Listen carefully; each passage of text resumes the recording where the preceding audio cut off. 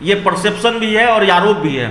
तो अगर ऐसा है तो उस हथियार का इस्तेमाल भी बीजेपी नीतीश कुमार के खिलाफ नहीं कर पाई है अब तक। वो हथियार भी नीतीश कुमार के खिलाफ कारगर नहीं है। ईडी और सीबीआई नीतीश कुमार के खिलाफ कारगर नहीं है, तो बीजेपी ये भी नहीं कर सकती। तो जाहिर है नीतीश कुमार एक सशक्त चेहरा है विपक्ष के पास।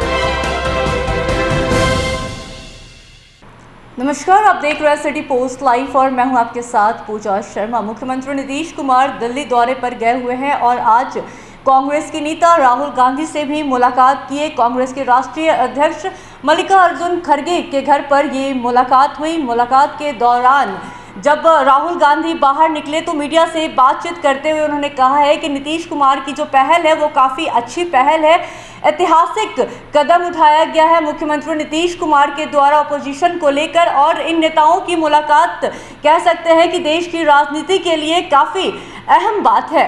इसी को लेकर आज विपक्ष को लेकर कोई बड़ा कदम उठाया जा सकता है, जिसको लेकर अभी हमारे साथ हमारे सहयोगी अभिषेक मिश्रा साथ में है। उनसे जानने की कोशिश करेंगे कि क्या कुछ कदम उठाया जा सकता है विपक्षी एकजुटता को लेकर। क्या लगता है आपको? नहीं, देखिए पूजा, जो चर्चा चल रही है दिल्ली में जो मुलाकात हुई है उसकी तस्वीर भी दर्शकों की स्क्रीन पर है, वो सब देख रहे हैं दिल्ली में कैसे मल्लिकार्जुन खड़गे के घर पर राहुल गांधी से नीतीश कुमार मिल रहे हैं। उनके साथ ललन सिंह भी हैं, कांग्रेस के कई बड़े नेता मौजूद हैं। खड़गे जाहिर है उनके घर पर मुलाकात हो रही है, तो वो हैं सलमान खुर्शीद हैं, बिहार के उप मुख्यमंत्री तेजस्वी यादव भी हैं।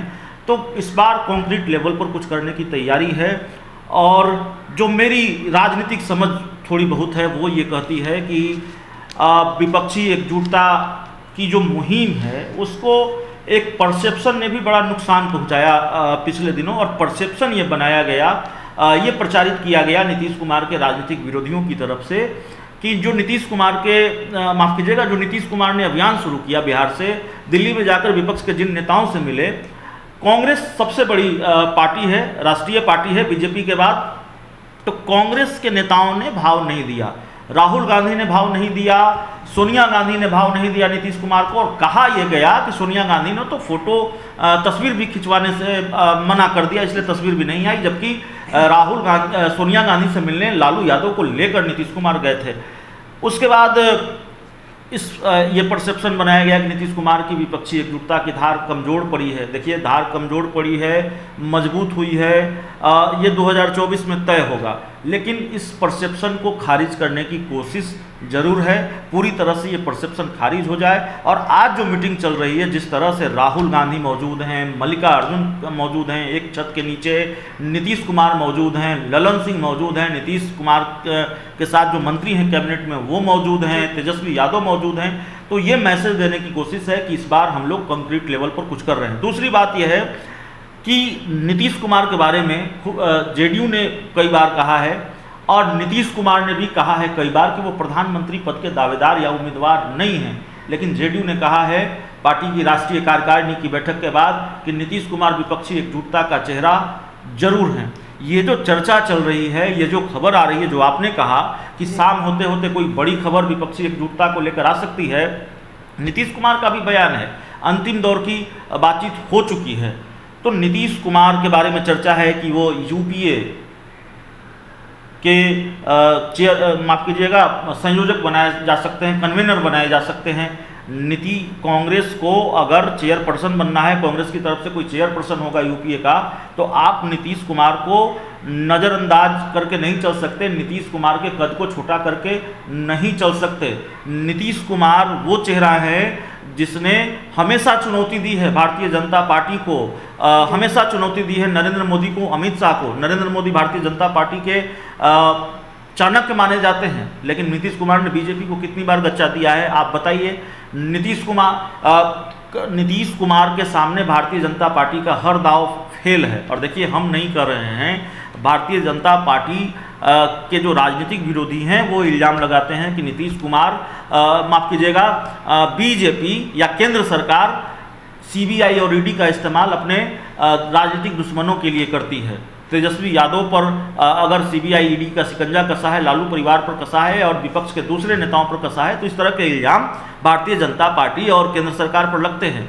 लेकिन नीतीश कुमार, अगर ये बात सही है, मैं नहीं कह रहा, मैं कौन होता हूँ ये कहने वाला कि बीजेपी ये करती है या केंद्र सरकार इस्तेमाल कर रही है, ये परसेप्शन भी है और आरोप भी है। तो अगर ऐसा है तो उस हथियार का इस्तेमाल भी बीजेपी नीतीश कुमार के खिलाफ नहीं कर पाई है अब तक। वो हथियार भी नीतीश कुमार के खिलाफ कारगर नहीं है। ईडी और सीबीआई नीतीश कुमार के खिलाफ कारगर नहीं है, तो बीजेपी ये भी नहीं कर सकती। तो जाहिर है नीतीश कुमार एक सशक्त चेहरा है विपक्ष के पास, और नीतीश कुमार एक मजबूत दावेदार है विपक्ष का चेहरा बनेंगे नहीं बनेंगे ये जरूर है, लेकिन विपक्षी एकजुटता का चेहरा वाकई नीतीश कुमार है। और नीतीश कुमार को महत्वपूर्ण भूमिका में कांग्रेस को लाना पड़ेगा, अपनी महत्वाकांक्षा छोड़नी पड़ेगी। और जाहिर तौर पर अगर मल्लिकार्जुन खड़गे ने पहल की है, नीतीश कुमार को फोन किया है, फिर नीतीश कुमार दिल्ली गए हैं, फिर आज इस तरह की मुलाकात हो रही है, तो जाहिर तौर पर कांग्रेस ये सोच रही होगी, जो मुझे लगता है, और कांग्रेस इस तरफ बढ़ रही होगी।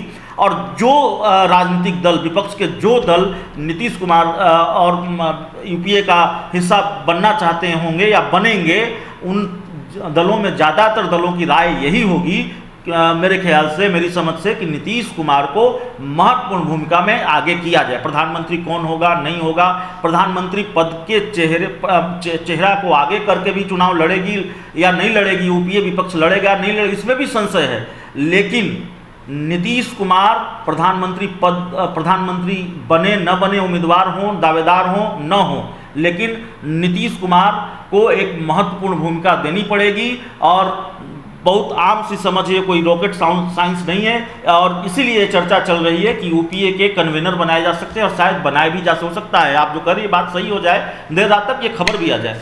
मुख्यमंत्री नीतीश कुमार हमेशा से कांग्रेस को साथ लेकर चलने की बात करते हैं और हमेशा कांग्रेस के समर्थक में बात करते हुए दिखे हैं। तो अब जो उनकी जो पहल थी कांग्रेस को साथ लेकर चलने की, तो अब वो पूरी तरीके से पूरी हो जाएगी इससे मुलाकात के बाद, क्या लगता है? नहीं, जाहिर तौर पर यह मैसेज तो गया है कि अब कांग्रेस बिल्कुल साथ है। जो परसेप्शन बनाया गया, मैंने पहले ही कहा कि जो परसेप्शन बनाया गया कि कांग्रेस नीतीश कुमार को भाव नहीं दे रही है, नीतीश कुमार की विपक्षी एकजुटता की जो मुहिम है उसको गंभीरता से नहीं ले रही है, और कांग्रेस इस मामले में एकला चलो की राह पर है, वैसा नहीं है। इस बैठक में जो तस्वीरें सामने आ रही है, ये जो राहुल गांधी और नीतीश कुमार की मुलाकात है, वो बेहद अहम है, बिहार की राजनीति के लिए नहीं, देश की राजनीति के लिए, 2024 के लिए। और ये मैसेज देने में कांग्रेस कामयाब रही है, नीतीश कुमार कामयाब रहे हैं कि हमारी कोशिश अब कॉन्क्रीट लेवल पर है, और जाहिर तौर पर इसका राजनीतिक लाभ उनको मिल सकता है। जिन दलों में संशय है, अब वो इसका हिस्सा बने न बने, वो जुड़ सकते हैं यूपीए के साथ, कांग्रेस के साथ, नीतीश कुमार के इस अभियान में उनके साथी बन सकते हैं। कुनबा मजबूत हो सकता है। अब कितनी बड़ी चुनौती बनेंगे, या कुनबा कितनी बड़ी चुनौती बनेगा यूपीए का कुनबा बीजेपी के लिए, ये 2024 बताएगा, लेकिन कुनबा मजबूत हो सकता है।